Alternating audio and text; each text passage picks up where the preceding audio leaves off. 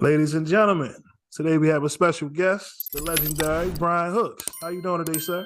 What's good? What's good? What's good, folks? What's good, my man? Listen, man, I'm glad that you was able to come on to the platform, man. It's an honor to have you on. And listen, man, for those who don't know, this man right here is really, I would say, like an unsung hero to a degree, right? Because either you know him or you don't. But I know growing up in the culture, you was around a lot, whether it was the movies, it's different now. We got the streaming platforms and things of that nature. But once upon a time, we used to have a movie collection at the crib, all right?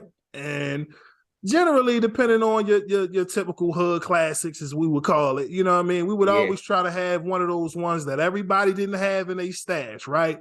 And for me, Three Strikes was that movie where it just took off. Immediately it became a hood classic. Let's talk about, how that came about. You know what I mean? How did you and DJ Pooh, come together for this movie? Yeah, well, I didn't know Pooh. I knew of Pooh, of course, before then, but I didn't know Pooh. And I just it was through the audition process, and they were looking for somebody. They couldn't find that guy, and I think auditioning, and then I went in the room. And from there, it's just history, man. So I went in, read for casting, read for Pooh, and I heard pretty quickly. You know what I mean? There was a high interest, and then the offer came after that, man. And that was truly a blessing because that was, a starring film with the man who, helped to pioneer Friday. So, you know what I mean? It was just a beautiful position. But Pooh is a man. Is just a genius and has his hand in so many things that you know about and don't even know about. He's just that guy, man. So being able to connect with him for a movie like Three Strikes that turned into what it's turned into, like it's forever. You know what I mean? Like it never dies and just travel all over the world. People run up like Three Strikes. I've seen it in French. I've seen it, you know what I mean? Like all kind of stuff. So that's how it came about, man. Just, the good old fashioned way through the audition process. Now, I heard some rumors that the script was for somebody else. Now, do you know about that? Was this script already made? I heard it was rumors for Snoop and Pac. I hear these rumors. I don't know if how accurate that is. Man. And I actually, I think it was initially, I didn't hear Pac, but I think maybe Chris Tucker and Snoop. You know what I mean? But Pooh is of that world. You know what I mean? So I'm sure he had folks in mind when he was, when he was doing his thing and writing the script. You know what I mean? But right. I heard, Snoop for sure. But I know Snoop was working and busy and something and couldn't do it. But yeah, man, I think he did have, you know what I mean, a couple of folks in mind initially, and then once the things started to move and settle in place, you know what I mean? Destiny is what it is. You know what I mean? Listen, man, everything happens for a reason. At the time, did you understand the impact that this movie would have, knowing that you were working with such an iconic cast? Nah. You know what I mean? I was, I'm always professional, always humble, always, ready to go. So, you know what I mean? I didn't take the role lightly at all. I knew it was a blessing. It was a leading role with, you know what I mean, DJ Pooh, who had done what he's done. So I knew that it was a blessing and a beautiful thing. But I can't say I knew that it would travel and have legs like this, man. Three Strikes is crazy, man. It's crazy. Now, I assume that some of those scenes were improv, correct? Those scenes. Pooh. There was dialogue. We had dialogue, but on the set, between myself and Pooh, we always tried to find the funny within the crevices. And the way you approach it, it was never, if you notice, we always kept it grounded and real. The situation might have been crazy, but to my character Rob, it's always real. It's one of those things where it ain't funny at the time, but it'll be funny 5 years later if you survive it. You know what I'm saying? Right. We just kept that was the base for, you know what I mean, the comedy and what we were doing. But yeah, it was a lot of, you know what I mean, brilliant people on there. And so we figured out things on the fly, like, okay, this is a dialogue. This is what we're doing. How can we stretch it this way and that way to maximize this funny, you know? That's why I said, I got to give you props because in those scenes, you stole the movie. Even that scene when you was just like, yo, I'm tired of this shit. And you just stole like people, in real life situations, that's exactly how we feel sometimes. You know what I mean? You just build up. Yeah, you may or may not do that, but that's how you feel. So to see him do that, man, that's, all of those things. If I had a penny for every time someone, said that to me, man, you know what I mean? It'd be a mountain of money behind me because it just resonates with everybody. And you right, man. That's just you feel that build up and whatever you do in some form or facet of your life. So everybody felt them. But he also felt like, oh shit, you know what I mean? Like, I can't whoop this dude. You know what I mean?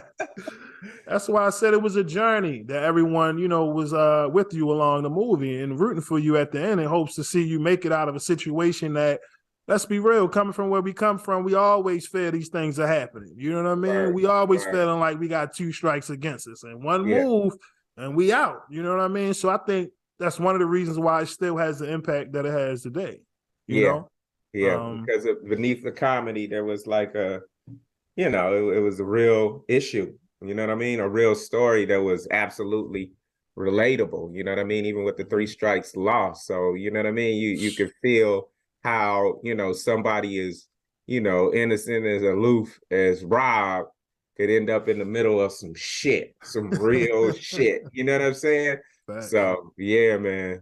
So let's, before we get, further into your timeline and your journey, I want to know, what was it like, your upbringing in Cali, man? What were you watching? What were some of the movies that, you were attracted to, some of the filmmakers? Let's talk about that. Yeah, man, I'm born and raised in Bakersfield, California, man. It's like an hour and a half north of LA. So it's a small little country town in the middle of California. You know what I mean? A lot of people are like, yo, I thought you was from the South, just from, you know what I mean? Just from the way I talk. So it's just a small little country town, man. And coming from there, moving to LA to go to school at Cal State Northridge, CSUN. And, from there I start to get out and, and get my feet wet, man. But, coming up, it was in Living Color was a huge, that was like the law, you know what I mean? It was coming on, I was there. And that was like, for me, comedically, Living Color was just like, groundbreaking, man. And I think for a lot of people, so it was the Eddie Murphy, you know what I mean? With Trading Places, the 48 Hours, those films, and Richard Pryor with the, Bustin' Loose and all those films that he did. But Eddie Murphy, Richard Pryor, which, those vets had a huge, huge impact. And then, of course, the Living Color cast was, whether it be Damon Wayans, Keenan, or Jim Carrey, and all those guys, Jamie Foxx even. I think Jamie Foxx is somebody who, Jamie has one of the few people who've been able to do everything, and they allow him to, because usually when you come to the industry and the studios, they see you as one way and we're going to feed them that. That's your lane. That's what you do. We know that's successful. Jamie has played icon Ray Charles, and he's also done Booty Call. You know what I'm saying? So, you know what I mean? He's had incredible success at stand-up specials. He's Quentin Tarantino. You know what I mean? So record sold, millions of records sold. I mean, yeah. So it's like his being able to do the far stretch with drama to the far stretch of comedy is, I don't know if people know, but there's not too many actors that can do that. And even if they can, are allowed from the studio Hollywood side and entrusted to do that, man. And he's been able to do it all, man. So that's someone who I really, really, look at his, his career and his path and be like, wow, you know what I mean? That's been amazing, man. It's been amazing. Nah, seriously, man. I feel like at times we don't get enough of Jamie as much anymore. He must got a lot of money, boy. He chilling. Yeah, He he got a feeling lot. good right He got a lot, now. man. He's just sitting over there counting, and he keep losing track, and he just Come start on, over, man. and he just counts some more, and then he lose track, and he start over. Then he go to lunch, and then he come back. You know what I'm Yeah, saying? You see him promoting the little MGM promos, and you know what I yeah, mean? He living yeah, his best yeah. life. But you're right, man. I He always is. felt like Jamie was, you know, very underrated in the sense of today. He doesn't get mentioned enough for the impact he's had, you know, 10, 15 years ago. It's still influential today. And that makes me segue into you transitioning from, you know, classic films, you know, in regards to the culture to now transitioning into television. Let's talk about, how did Eve come about? How did you get that opportunity? Eve was another with TV.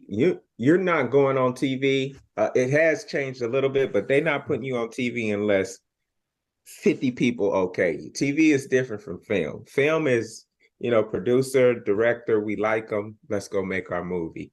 TV is like, you know, cast a director like you, okay. You know, the producers and writers like you, okay. Now let's see if the studio likes you, okay. Now let's see if the network likes you, okay. Now let's see if the cast like you, okay. So, and that's a lot for an audition process, but with TV is very sensitive, and they don't put you on TV without everybody vetting you and everybody signing off of you. So that Eve was no different, man. I had to read for everybody and their mama. And at the time, you know, I was green, so, and just hungry. So I was just going on, and I really felt like this character is me. And nobody can bring what I bring to this character. You know what I'm saying? And so I was really sure about what I was doing, but at the same time, you know, it was a lot of people and a lot of auditions of folks, you know, who had to sign off on that. You know, again, the casting director, the network, the producers, the studio, and we were bouncing around, man. And then finally, I don't know, man, maybe 5, 6 auditions later, you know what I mean? I got the role, dude. And that was huge because, you know, that was TV, you know, with Eve, you know what I mean? Yes, Iconic sir. rapper Eve, Meg DeLoach, who's huge, you know, creator, showrunner, Troy Carter. And there's just so many cool people and dope people who worked on that. And late Natalie DeSalle, you know, who's just an amazing person. Jason George, Sean McGuire, Alan Landry. And we just had a ball, man. But that was a grueling audition process.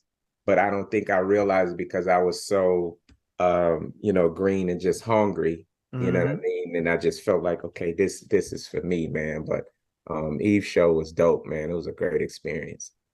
I mean, I'm curious as to, you know, the transition. I'm pretty sure you were soaking in a lot of information, you know, now being in a different arena, because television, you know, can be very different from, you know, filmmaking, man. I assume, was it in front of a live audience and you know, certain? It was, man. It was in front of a boy, live audience, which was for me was like, yo, hell yeah. You know what I mean? Because we would rehearse, you know, we had a 5-day weeks.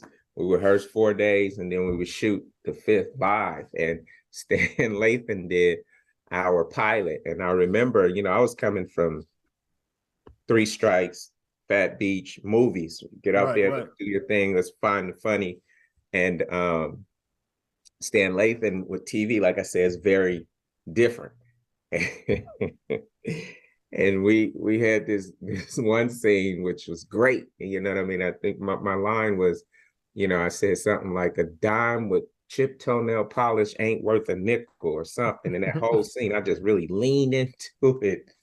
And after it, it's a cut. Between each take, you cut and they go give notes. Stan Lathan, man, who's an icon, came over to me. He pulled me aside. He said, "What the fuck was that?" And I'm looking at him like, "What?" He said, "Don't ever do that nigga shit in here again." Hey, yo. I like, the problem was I didn't know what the nigga shit was. Like, I was like, yo, that's me. I don't know. You know what I mean? But he was just saying, this is TV. and that you have to find a balance to where it's not Fat Beach, it's not Right. Three It's Strikes. got to hit on You all got to cylinders. move that into this space and work within there. You know what I mean? He would say that was way too niggerish. And so, and Stan don't even talk like that. So I knew I was like, yo, let me get it together. Like, you know what I'm saying? But at the same time, I was like, yo, that was funny as hell. You didn't hear the audience? Like they're roaring. But it's just, this is TV, and it's a very sensitive, fine needle that we threading, man. So it was very different. You know, with movies, you know, let's just find the funny. Let's make it you. But with TV, it's like, you know, this is what it is. You make yourself, you bring yourself within the confines of these lines and what we're doing, man. So it's very, very you know, restricted. You know what I mean? Like stay between these lines. Don't go out of here. You know what I mean? The words, there's no paraphrasing, there's no, you know what I mean? So it's a different animal, film to TV. But it's gotten more, obviously TV has stretched, and it's you're allowed to do and stretch a lot farther today than you were, but it's still very structured and confined. How does it feel to be a part of you know, a time period where there were many Black shows on television, right? You know, it was a lot of competition back then. Today I kind of feel conflicted. I don't feel like there's enough of just different shows depicting us in many different lights. I mean, how does it feel just to be a part of that generation, you know? Yeah, it was dope, man. You know what I mean? You know, historically they always build a network on Black shows. You know what I mean?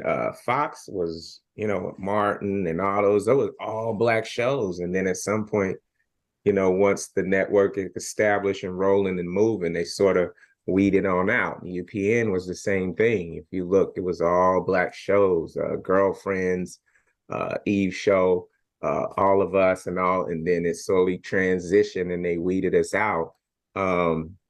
But it was amazing, man. You know what I mean? It was it was just a amazing time. And I think now what they've done is, I feel like there aren't, the Jamie Foxx show, the Martin show, and those, and Living Single, and those. It's not. They're using more Blacks in different shows, right? That aren't necessarily Black shows. You know what I mean? But there are fewer Black shows, like you said. So it's kind of, and it's like a little Jedi mind trick. You know what I mean? Like, let's get us one or two in these different shows, but how many shows are being, you know what I mean? Or they may anchor the show with, you know what I mean, a Black face, but, you know, the entire show is very, non-Black. So, you know, we're in there in some of these different shows, but, you know, I don't know if there are a lot of shows that are Black shows, you know what I mean? Yeah. But it's a constant, push and struggle. And, it's definitely growing. It definitely continue to grow, and we got to find our path, and a lot of it, you know what I mean? It's just, people make shows about what they know to a degree. And a lot of the people who are in position, I mean, when you spread it out, may not look like us. So the odds of them making a show for us are small. If they gave you the chance to say, okay, go make a TV show, it's highly unlikely you make it about, I don't know, 6 white lawyers, because you don't know shit about that. I don't know which, you know what I mean? Like, right. You know what I mean? It's highly, it's a good chance it's going to have, urban undertone or back tone or front tone to it. And so these people in position who are making stuff they know, you know what I mean? Like, they don't know that. And so it's it's just, we got to continue to grow, and there be diversity from the top to the bottom, man, to get it to the place. The good thing is now there's so many outlets now that they need content, and they have to start stretching. And the Black audience is huge, man, and it Mm. always has been. And Facts. you know, we gotta continue to grow and make more content for us. You hit it right on the nail. Like I said, that's what makes it conflicted for me, because growing up as a '90s kid, you know, you're seeing so many different shows, and like I said, it's either this platform or that platform, right? You either have your snowfall type shows, Mm-hmm. where you know it's only but so far you can go with a story that we already know historically, right? Yeah, You know what I mean? yeah, So yeah. you kind of limit yourself with that. And then you have the reality aspect. That's a major market, and you know Right, in our culture today as well. So right. it definitely you know makes us feel like we're limited, but that's what makes me appreciate you and your journey even more, because people tend to you know go to social media, right, vent about the struggles and the things that we don't see behind the cameras and things of that Right. nature. But you, on the other hand, you know, you decided to go the independent route, right? Mm-hmm. um Yeah. no, I'm thinking about it as to when Eve ended. Was there any between time where you had to really assess it? Because I know Soul Plane came, that was a big opportunity. What was it like, you know, as Eve is concluding? Was there any time where you had to kind of assess as to where you were going to go moving forward? Yeah, well, you know, I've always had you know, a very independent background. Mm. And it sort of accidentally on purpose, you know, sort of it was a part of my foundation. You know, a buddy of mine, Barry Bowles, and myself, when we started, we were in college at Cal State Northridge, and we went out and we made a small movie called Q, and we made it for about $13,000. And when we finished, that movie was absolutely horrible.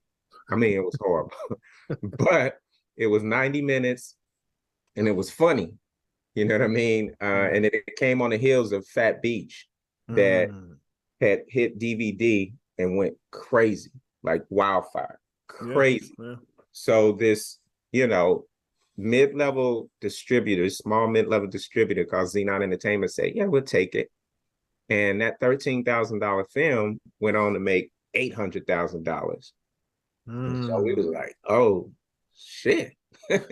You know what I mean? And so it was from there we sort of figured out that we can make this modest budgeted films that were making incredible returns, and we didn't really have to ask nobody to do it. And Hmm. so that just sort of was a seed that grew and grew and grew. And at the time, you know, like a baby with a handful of diamonds, I don't think I quite understood what it was, but it was the keys to my own future, or dictating my own future, and be able to do what I want, how I want, when I want, independent of anybody. You know what I mean? There was nobody that could tell me when I could do this or when I could do that. It was solely up to me. And that's kind of what that unlocked. And so I say that to say, you know, through the Eve show, uh, before, during, and after, I always had this thing in my pocket to where I could go and make a film um, and sustain myself. You know what I mean? And there was a huge audience who followed those, you know, small films. So they would go on Yeah. blockbusters and they would, oh, yo, that's the next big, you know, such and such takes the world. Oh, yeah, that Brian Hooks joint too as well. You know what I mean? So Yeah. they would grab Yeah. them both, man. And we made were very, very successful in doing that. So once Eve concluded, it was still, you know, you're meeting, you're doing the thing with the studios and your audition, but I was always able to go out and make my own films. You know what I mean? And it was at a time back then where people didn't get that, and they didn't think it was sexy. Um, Hmm. but what it allowed for is, again, for no one to dictate your future, which is hard to do in this industry, right? Because Mm-hmm. everybody, you sitting and waiting for someone to call you, you know what I mean, who not thinking about you, you know, and Mm. may never call. But here's a chance for you to go out, make something modest and make cool. When they go, the studio makes their film, they make $10. When I go and make my film, I might make $5, but it's all my $5 and it's done my way. But most entertainers don't get that. And, really, and, consciously and subconsciously, they just want to be famous, right? They'd rather have no money, face on a billboard, than to have all the money in the world and nobody know you. right? Yeah. You feel me? Mm-hmm. And so it's a very, and I don't even know if it's a conscious thing. It's just sort of, how a lot of people in entertainment are built. But for me, I've always been business minded and got that. You know what I mean? Here, I can always be okay. You know what I mean? With these jewels and being able to make these films that, a small, medium, large group of people enjoy. And it might not be the traditional path, but this is my path, right? So I don't want to get caught up trying to please who, you know what I mean? The executive this or whatever that. Like, here's a lane that's been carved out for me that, God has gave me the ability to exploit and the tools to grow that. And I'm gonna respect that and stay there. Now, when I'm getting called to do the studio films, that's great. But I'm gonna stay focused over here because this provides for my life. And so after Eve concluded, man, I always had the option to do these independent things. And so that's kind of what I did. Listen, man, they say the hardest road is less traveled. And in your case, I think it's perfect to talk about these conversations that we hear that go viral from time to time. Of course, recently with Mr. Kanye West, right, shaking up things over his comments, Kyrie, right, his tweet. And these conversations I had about the industry being ran by Jews and things of that nature. So when you see someone such as yourself, just doing well, or at least in your field, right? You look happy, you're at peace. But what do you think? What's the first thing that comes to mind when you hear these conversations being had on social media and online? I think it's just, again, it's that, man. You have to, everybody who all these, A-list actors have all at some point come to me and say, B, how are you doing that? Like, how are you doing your own movies? And I give them, I give it to them, and then they take it and they go. But you have to be able to sustain by yourself. You know what I'm saying?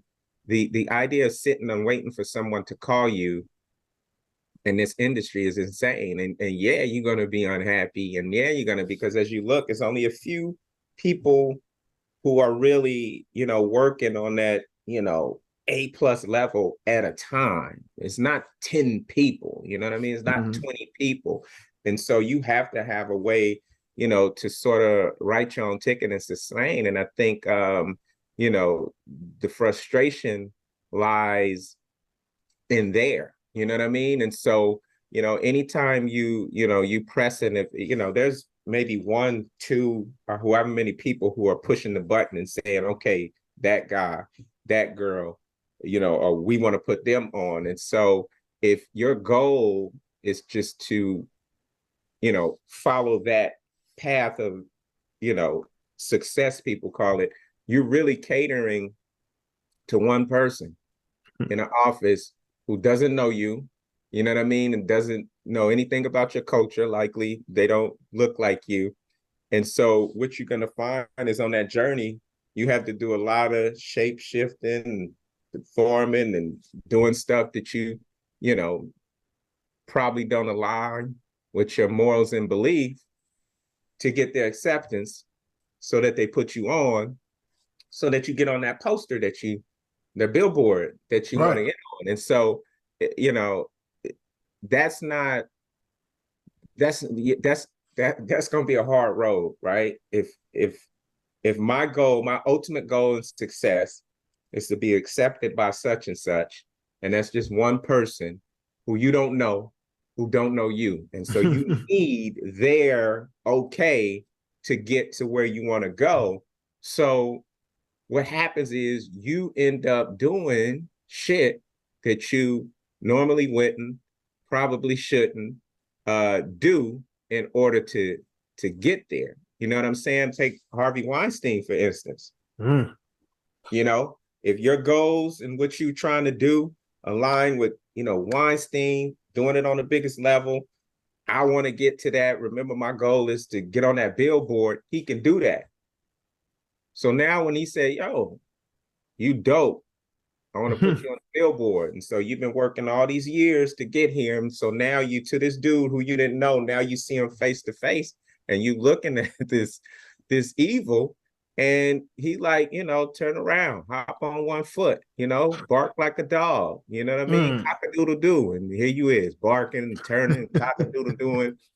And before you know it, you on that list of people who, you know what I mean, in trial that, you know what I mean, because you align, you have to figure out what you want in this industry and work towards there. And if it's just to be famous and be whatever, and it has no independent background where you can go out and make these projects yourself like I do, it's gonna be a long, tough road, man. And that's not to say that everybody who's there had to compromise themselves, but you know, some of the people in charge aren't, you know, they're not the, you know, the most moral or, you know what I mean, holiest people. So it's likely, you know, you'll end up doing some dumb shit to fit in or to get in, man. And that was never my thing. And I was never willing to run in those circles. And,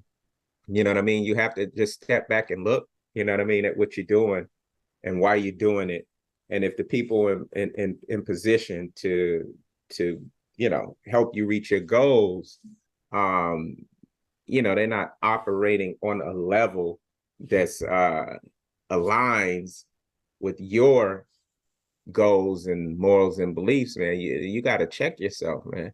You got to figure out a name. My journey has been a long and slow and steady.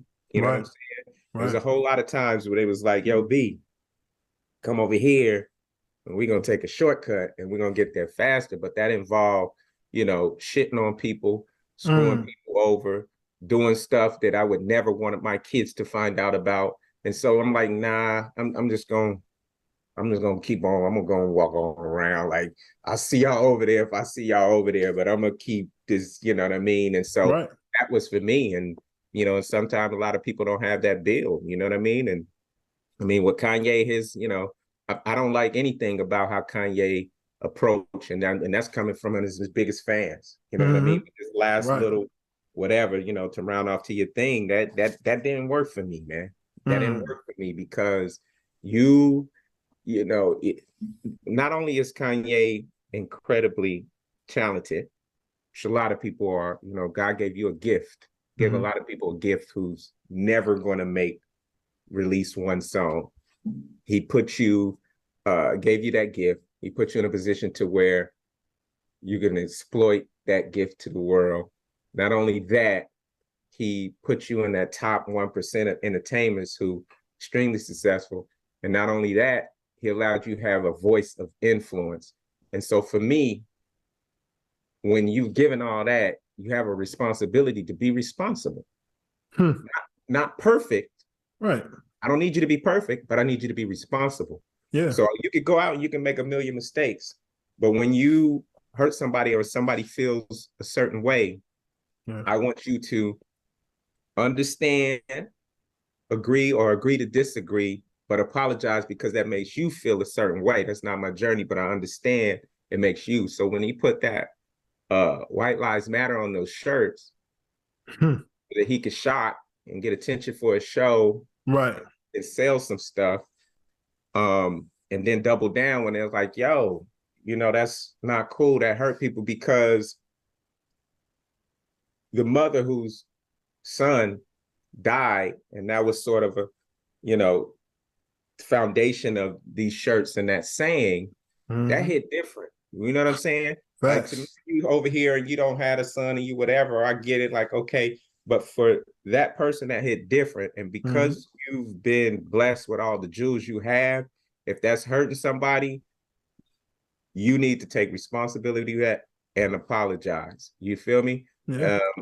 but your answer is, I'm trying to sell these shirts. You know what I mean? Like, okay, so you taking on a different, you know what I mean? A different thing for me at that point. It's And no Kanye, accountability. No accountability. yeah, Yeah. just Yeah. be responsible. And he never really, apologized for that. He just doubled down and started talking about Jewish people. And then they said, oh, hold up. Hold up. What you Right. say about us? Now, while we didn't swell and say we cutting you off, they swelled and said we cutting you off. You know what I'm saying? Yeah. And so it was only then that he started backstepping. But I don't feel like we ever got the apology for him doing that. You're No, blessed, no. man. You have so many lanes. Like, Yeah. we don't want to hear about you trying to sell more shirts at our expense. And for that, man, I can't do that. He has a responsibility to be responsible. And it's just, you can't keep saying whatever you want to say, and then it's like, oops. And it's coming Right, from right. one of his biggest fans, man. Listen, that's where I think some of the people online, the trolls, they try to label it as hate. But at the end of the day, I would like to think we all come from a household, right? A village of people who once upon a time we had to hear the criticism.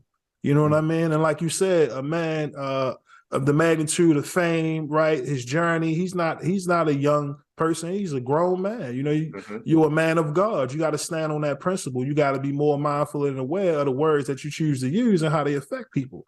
You know what I mean? So in that regards, I'm with you 100%. But what came with the rhetoric, right? The chaos behind Kanye and his antics were these conversations that were had about us owning our own, right? And here we got Brian Hooks, who's been on his journey for over, damn near 2 decades, doing it his way.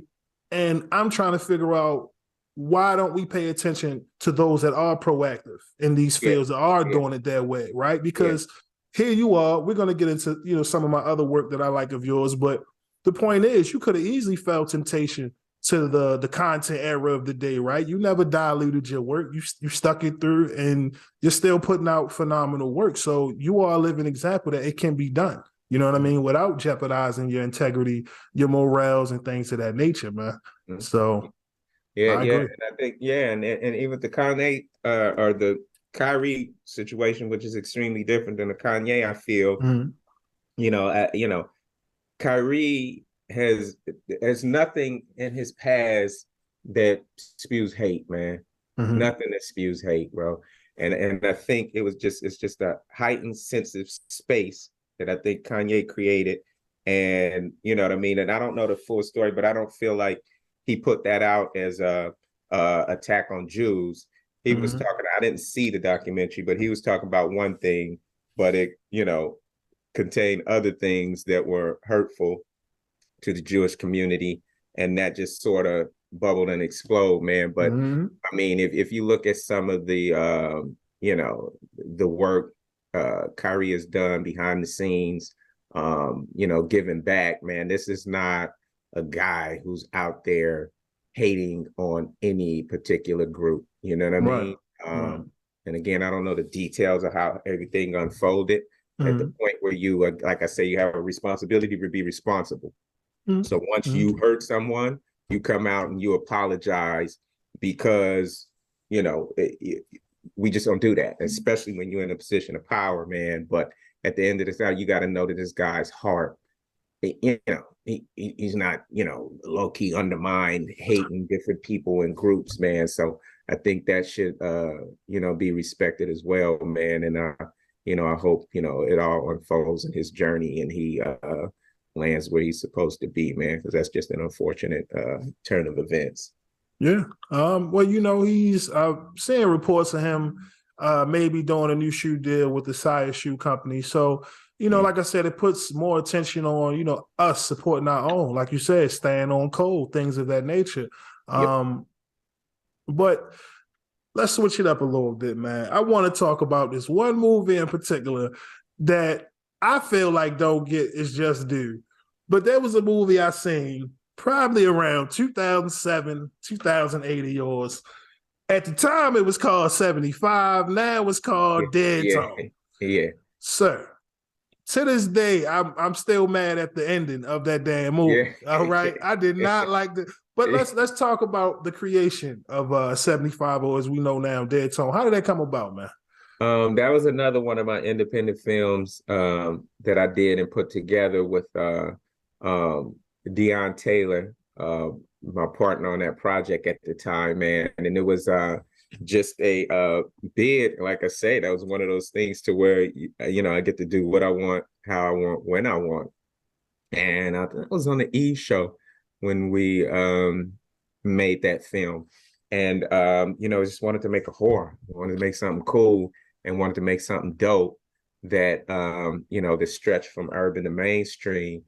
And I think we did a great job at tackling that. And that was my first bid as a director, as well as an actor, man. And the movie was 75. Now, over the time, whatever, and, things unfolded. That film was bootleg like crazy. You know what I mean? Like unfortunately, everybody owned that film. And then ultimately the name ended up changing to Dead Tone, but 75 was what it was and should have been. And that's what we made the film. And again, it was one of those independent films that I made. I believe it was like when we were on hiatus from the Eve show. And went up to Northern California and knocked it out, man. But and I'm always with my endings, man. I don't ever feel obligated to give, as you probably know, the audience what they want. You know what I mean? Right. With the studio stuff, they're like, no. We have to make them happy. They have to leave happy. I don't really live by that. Like I'm gonna leave you how I leave you with my films, Nah, man. Like I said, for those who haven't seen the movie, please check it out. What do you classify it as, a thriller? Horror thriller, horror more of a thriller than a horror. But I've seen so many movies that came after that, right? The Collector, so many things where it's like you see, similarities in the film, but all together, it was a wonderful film. I love the ending, and it just stuck with me after all this time. I think I had commented on your post about a couple months ago about that movie because I was like, yo, no one's seen, like I said, it's different now with streaming platforms. Back then, you hold those movies. You had that bootleg DVD. Yeah. You had that in the collection. You know what I'm saying? Yeah, certain movies that stuck around, man. And I learned that they crowned you the Mr. King of DVD. I mean, you became that dominant in that space. How does it feel to be, labeled that? It was great, man. You know what I mean? A lot of people was pushing like, I want, theatrical film. That's great.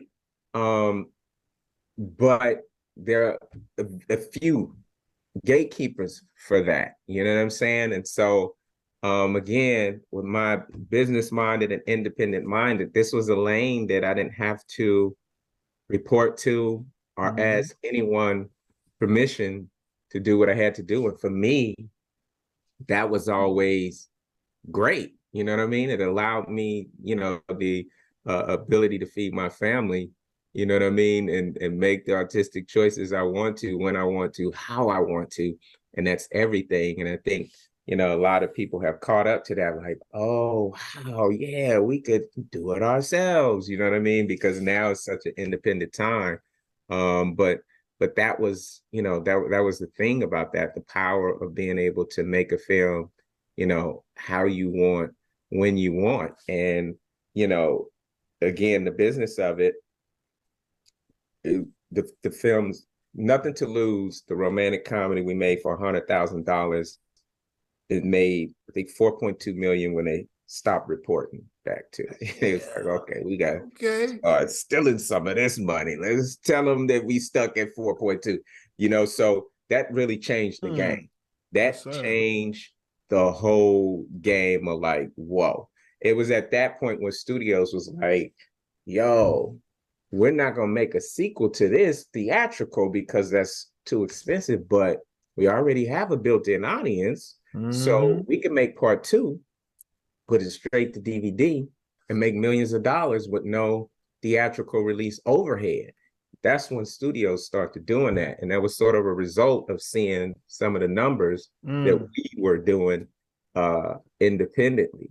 You know what I mean? So it really, really changed the game. And so when it was like the king of DVD, I think people noticed like, yeah, you going to Blockbusters to get Jurassic Park, such and such. She was also like, you see what this fool done did on Facts. this. That's You a know fact. what I mean? And Yeah. so that's the thing. It was like the whole business of it all with that king of DVD. It started, you know, it carved out a space that was our own, that no one, you know what I mean, no one could tell us no. We were doing it. We were going through the mid-level distributors and killing it, you know. But it's like that thing at the time, people didn't know how to, because, but I want to be on the billboard. Okay. You know, Right, you know right, right, like, right.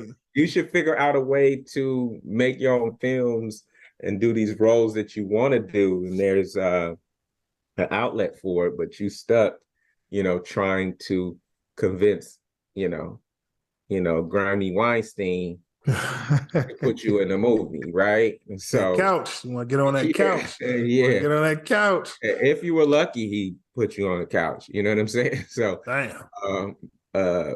You know, so it was, you know, that thing, and then that we were doing. It was a great business. You know what I mean? So, yeah. Now let's be real. You know, this is a perfect opportunity to have a conversation, because here you are, you're the, you know, crowned Mr. King of DVD, but here we are in 2020 where you can't even find a damn DVD. At what point did it hit you that like the industry was changing and you had to reassess your formula? It was man, it was with everybody, the Netflix Blockbuster thing, when they just eclipsed them. And it was like, you know what I mean? And so it had to step back and say, okay, wait, what is this? What is happening? You know what I mean? Like what are we doing? You know what I mean? And then the streaming, it was like, yeah, streaming, but how do we monetize off of that? And so from a business standpoint, you had to do just that. Step back and try to figure out, how do we monetize? How do we make this work? How does this look? And it took, you know, a couple of years, you know what I mean? Maybe 2 or 3 years to, it's like, I know, how do we do this dance? And so now everything is sort of like settled, like, okay, this is streaming, this is how it's working, this is TV, this is such and such. And so again, things are set, but you have to step outside and let it all, you know, forms. Just like the music industry, when kids started streaming, they were like, wait a minute, the record label was like, how do we get paid off of this? Like, what, you know, they giving the music away for free. So there had to be an adjustment. And so now it's probably the best independent time ever, because there's so many outlets, and all the networks and all the studios are forced to have a streaming channel as well. So with that, they need to have content, you know, other than their library, to compete. And so for an independent filmmaker, it's heaven, because they can't feel that stuff with enough. So it puts you in position to go and monetize. But it's definitely a point to where you have to step back and look at things and be like, you know what I mean? How do we approach it? You know? Yeah. And you know, salute to you for checking yourself and realizing, because some people, you know, you get caught up in that moment, you know, and you subscribe to what you did yesterday, not realizing the world is moving forward. You know, you always got to stay ahead of the curve. You know what I mean? You're on top today, but shit, 3 years from now, you could be that. What happened to Brian Hooks? That could be, you know what I'm saying? So here we are, right? Adam and Eve. I'm gonna be honest with you, sir. When I first seen the trailer, I knew it was good. I said, he up to something over here, man. Let's talk about Adam and Eve. How did that come about? You know, your latest film, man. Yeah, Adam and Eve, man, was something I made during the pandemic, bro. Like in the middle of that. And it was sort of a spawn from my Left of Bang that I was doing with the youth. And the idea that I was going to go out and allow them to be a part of this film, because I was doing these online classes with them. And that's just to reach out, to sort of, you know, take everything I'm doing to the next level and give it meaning. And so in a sense of wanting to stay growing with these kids because they were listening and I think they needed this. I was like, I have to figure out a way to still do this project. And so I'm pushing to make Adam and Eve. It was them in the conversation I was having with these youth, and like, I got to keep this moving somehow, some way, even through this pandemic. And so I would keep them informed and, you know, do cool stuff and let them be a part of it virtually. But the film was something to where I was like, I got to make like a good hood love story. You know what I mean? Yeah. In the vein of Jason's Lyric from back in the day, and those type of films where they were just real, but had an edge to it.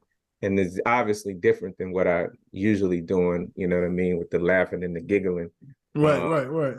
But that was the space that I was in. And again, it goes back to being able to do what you want, how you want, when you want. And you know what I mean? And the only person I have to have a conversation with to greenlight it is myself, you know, which is a beautiful thing. And so I went out. I had a buddy who's a partner of mine on this who was up in Frisco. And he had this pizza shop, and we had a lot of locations that we were allowed. So I was like, I'm going to shoot it up there. And so a very small crew, about 9 people, and the cast, man. And because of all those years of, you know, having to figure out things and learn things and know things, that allowed me to put it into that film, man. And we shot, you know what I mean, Adam and Eve up in the Bay, and I've been very happy with how it turned out, man. How long did the shoot take? How many days? Well, I shot 20 days. 20 days. What I've learned is a lot of people trying to do it, and we used to do it 10, 15 days, but it creates such of a stressful environment, and the money saved versus the, you know, the stress and some of the conceding that you have to do on the creative doesn't pan out for me. So let's add another week, be a little more comfortable, and take the film, you know, visually and to the next level. So the children that's a part of Left the Bank Entertainment, they were hands-on in putting this film together as well, right? Well, to the degree, you know, because of the content, you know, just keeping them informed, but like, okay, we casting, okay, we're in pre-production, okay, locking down locations, okay, and you know, and even when we were up there setting aside and letting them, you know, in some of our sessions, weekly sessions, to letting them meet some of the cast and speak with some of the cast, ask questions, see a few things behind set. So just, you know what I mean? A lot of times these kids just want to know that somebody cares and somebody's listening, and for them to see me on TV and to now, you know, be a friend of mine and get to chop it up and ask questions and share what's going on with their life is everything for them, man. You know what I mean?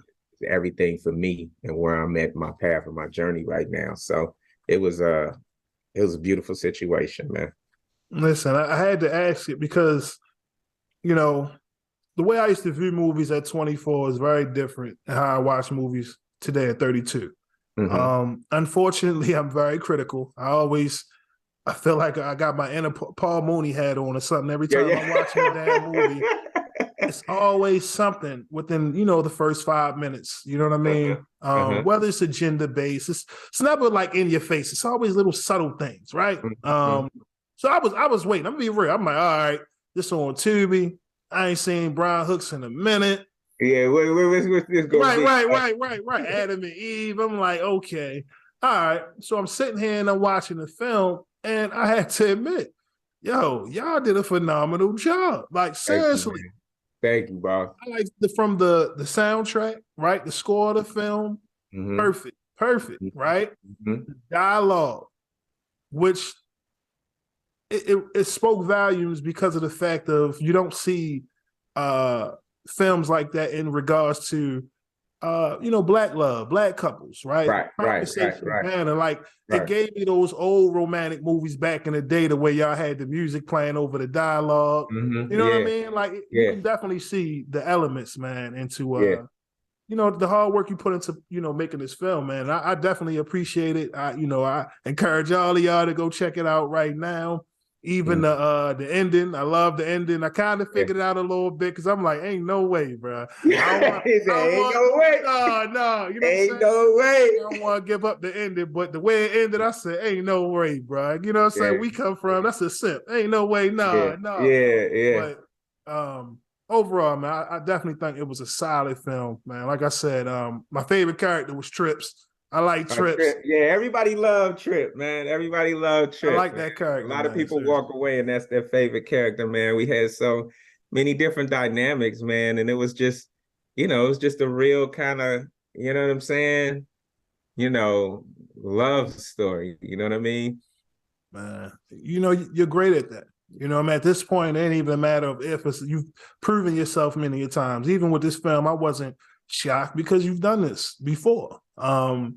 And I think appreciate it, man. Appreciate it. Seriously, like I said, I've always been inspired just by your story from afar. Just seeing you stick around because this industry can be very fickle, right? And you look healthy, you got the glow, so that it just lets you know you at peace doing what it is that you're doing at the moment. But what did you hope to accomplish when you made this Adam and Eve film? Man, I just again, man, it's that being in that space to where you get an idea and you get a feeling and you have the ability to go and do it. A lot of people who didn't take that independent path or even learn that, you have an idea and you gotta go running around, trying to meet people to get this idea done and going through it, spinning through the loop and then finally you get the big meeting with grimy Weinstein, you feel me? So, it's a journey. But so with this, it was like, oh, I want to make a dope hood love story. And that was it.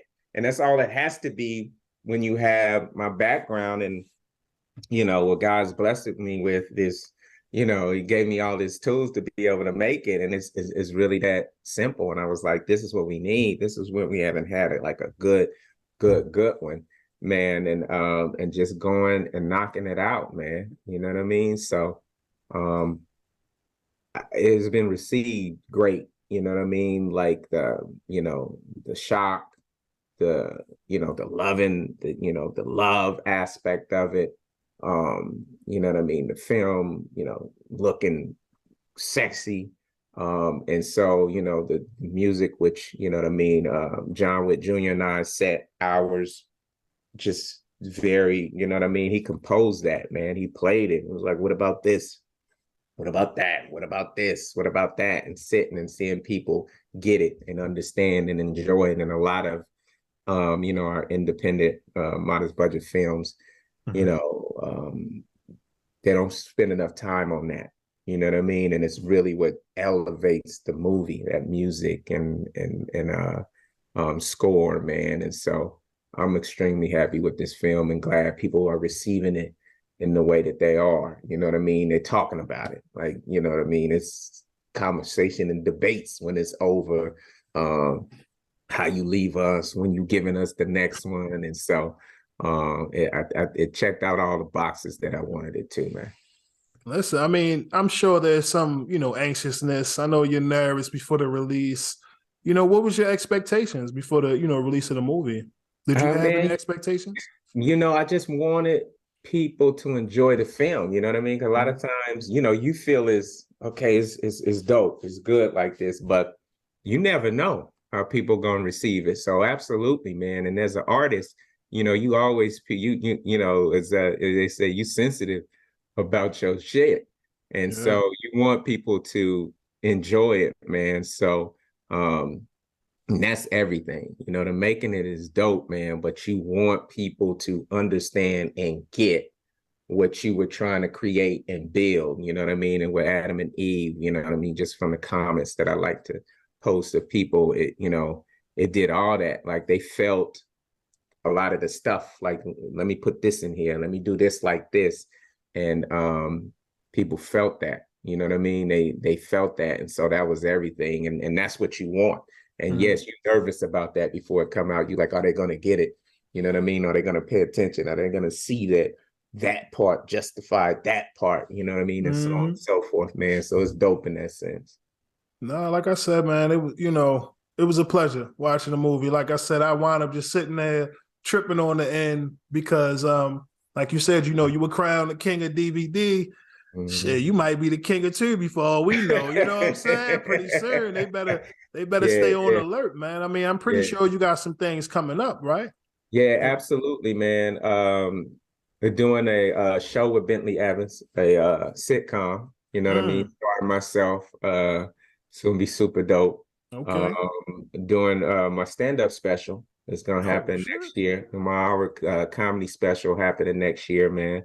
Gonna do. I have a film in the can. It's a romantic comedy. More Okay. along the Okay. line of what folks are used to seeing me with some really dope folks and just keeping it pushing, man. Just keeping it pushing, man. You Mm. know, Okay. Will yeah. you be doing any dates? Will you be doing like live stand up?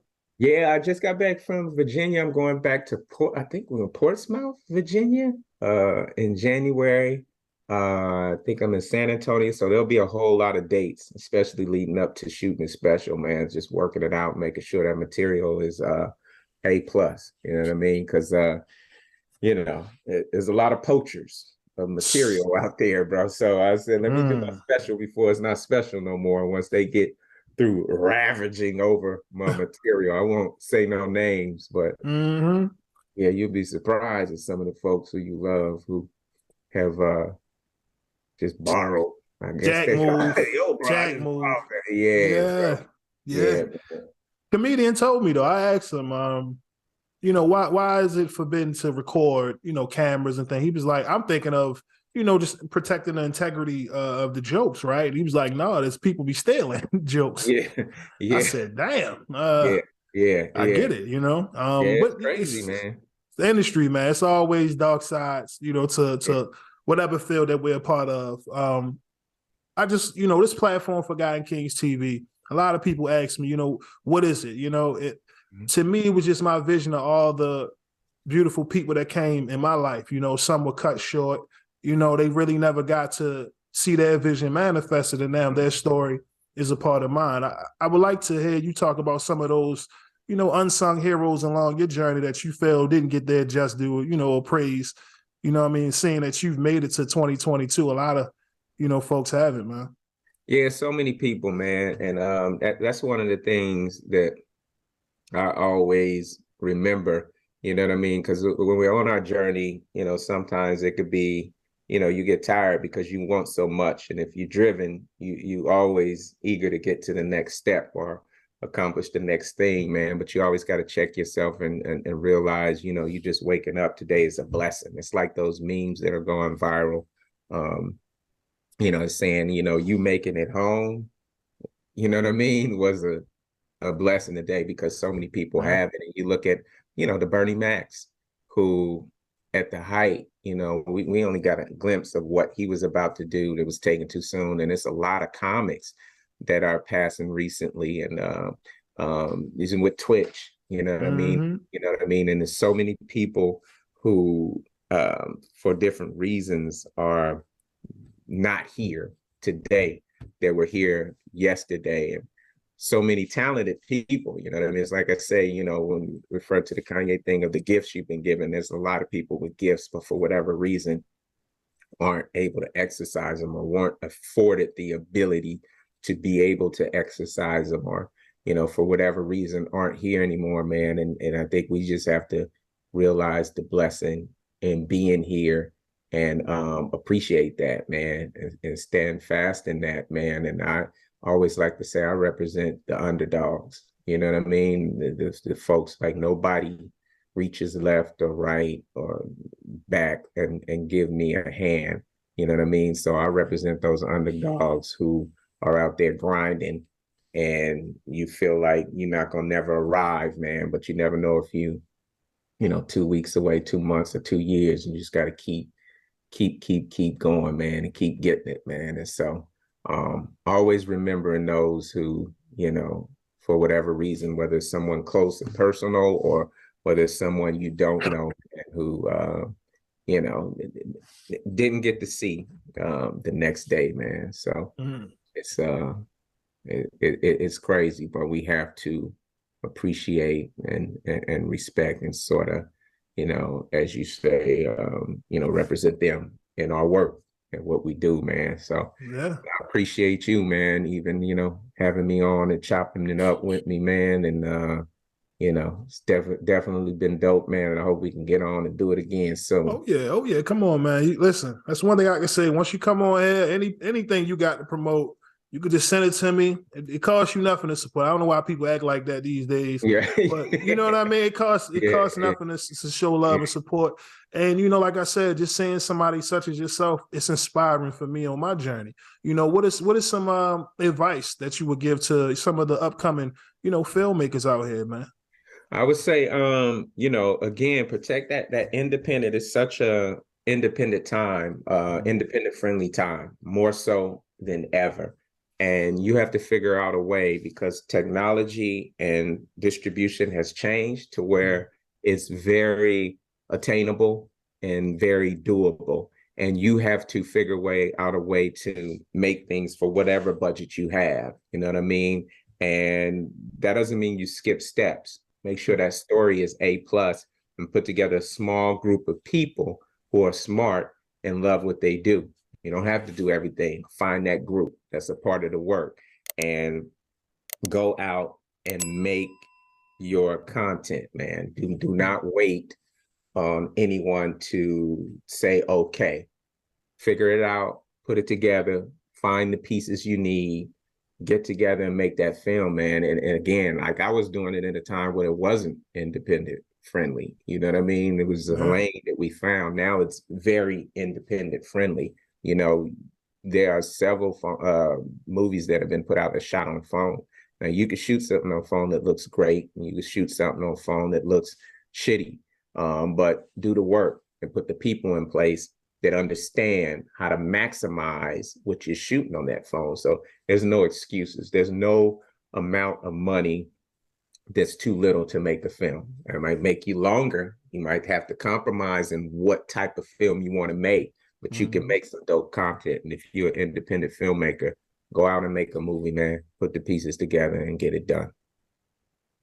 Well said, King. Well, with that being said, man, that comes to the end of our interview. If you can let the people know how they can reach you, you know what to look out for. Yo, you can hit me on social media. Talk to me. I'll talk back. The Brian Hooks on social media, Facebook and Instagram. And, check out the film. Let me know what y'all think. Let's talk about it. Come on, man, run it up. Watch it a couple times, you know what I mean? But like I said, sir, it was an honor to have you on the platform, man. I was happy to even get this interview because I didn't know. And once I got that response, I said, oh, this is right on time for the new year. So with that being said, man, I just want to thank you, give you your flowers. Wish you nothing but peace, prosperity, good health for you and your family. And just thank you for all the contributions you've been doing for the culture, man. It's definitely absolutely, man. Unnoticed, I appreciate it, and it's dope what you're doing, man. And let's stay in touch. Of course, King. Of course, King. With that being said, man, I'm out. Till next time. Peace. I'll holler, man.